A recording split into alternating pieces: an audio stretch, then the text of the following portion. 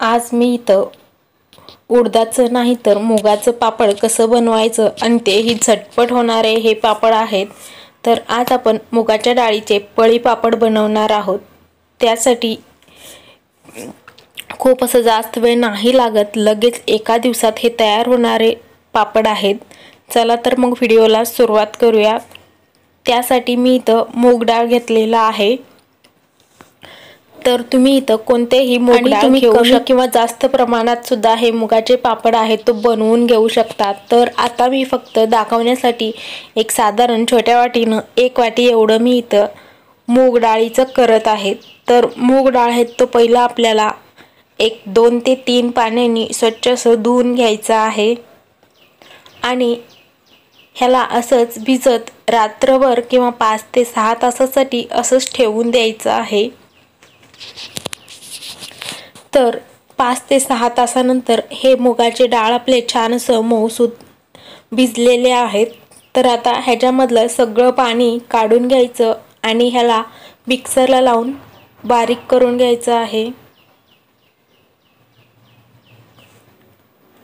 तर एक छोटं मिक्सरचं भांडी घेतलेलं आहे, त्यामध्ये सगळे मूग डाळ आहेत तो घालून घ्यायचं।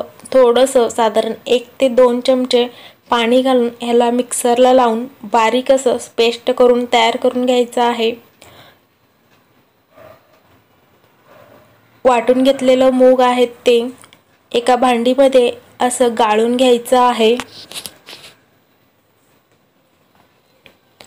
डाळ वगैरे राहिलं असेल तर ह्या चाळणीमध्येच राहील म्हणून असं हे गाळून घ्यायचं आहे। तर इथं आपल्याला एवढं हे मूग डाळीचं पेस्ट आहे तो मिळालेला आहे।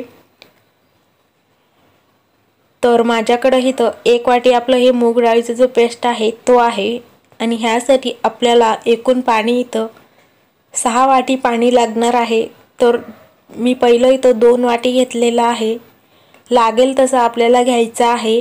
एकूण 5 किंवा 6 वाटी आपल्याला लागतात एका वाटी मूग डाळाला। त्यामध्ये तुम्ही तुमच्या आवडीप्रमाणे जिरा, ओवा, चिली फ्लेक्स, हिरवी मिरची काहीही घालू शकता आणि चवीपुरतं मीठ घालायचं आहे आणि एकदम असं छोटंसं बेकिंग सोडा ह्याच्यामध्ये घालायचा आहे, खूप जास्त देखील नाही घालायचं।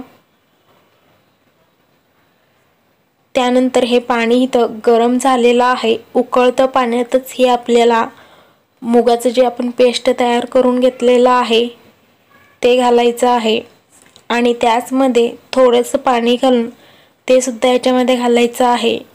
तर मी आता साधारण इथं 3 वाटी तरी पाणी घातलेलं आहे। तर आणखीन 3 वाटी जे आहेत ते थोडं थोडं नंतर आपल्याला घालायचं आहे।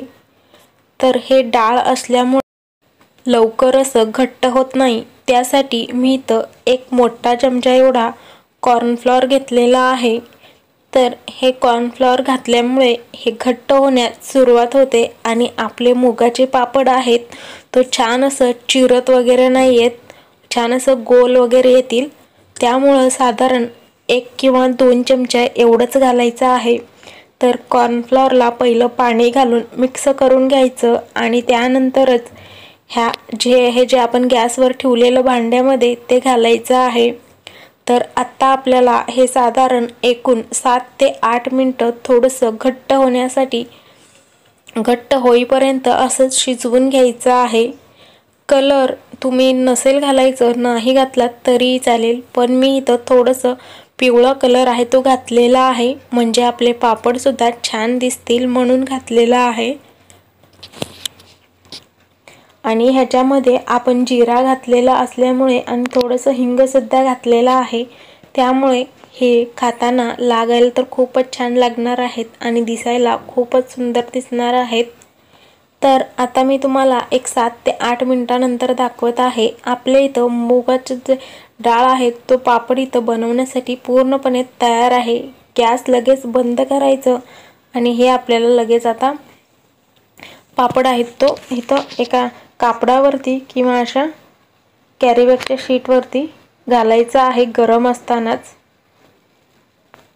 तर एक पळी घेतलेला आहे, त्यामध्ये असं हे भरून तुम्ही बारके किंवा मोठे असं पापड हे इथं पाडून घेऊ शकता। तर मी इथं छोटे छोटेच असं पापड आहे तो बनवून घेत आहे आणि पातळ थोडंसं आपल्याला हे पाडून घ्यायचे आहेत आणि ह्याला वाळायला थोडंसं उशीर लागतो। साधारण हे आपल्याला 2 दिवसात असंच कडक उन्हामध्ये वाळवून घ्यायचं आहे, म्हणजेच आपल्याला इथं 1 वर्ष खाता येईल। उन्हामध्ये वाळवून ठेवलं की ते खूप दिवस असं टिकतं। तर 2 दिवसानंतर मी तुम्हाला इथं दाखवत आहे। आपले पापड आहे तो पूर्णपणे बनवून तयार आहे, छान असं वाळून सुद्धा तयार आहे। सगळे एकसारखे आणि पातळ आणि आतमध्ये जिरा तुम्हाला दिसत असतील, खूप छान दिसत आहेत। तर आता हे पापड आपण तळून बघूयात। तर पापड आहे तो छोटे असल्यामुळे मी इथं तेल सुद्धा खूप कमी घेतलेलं आहे, त्या बारकेच करायचं आहे। तर आपल्या इथं पापड सुद्धा तळून झालेला आहे। तर तुम्ही सुद्धा मुगाचे पापड नक्की करा। Bye bye.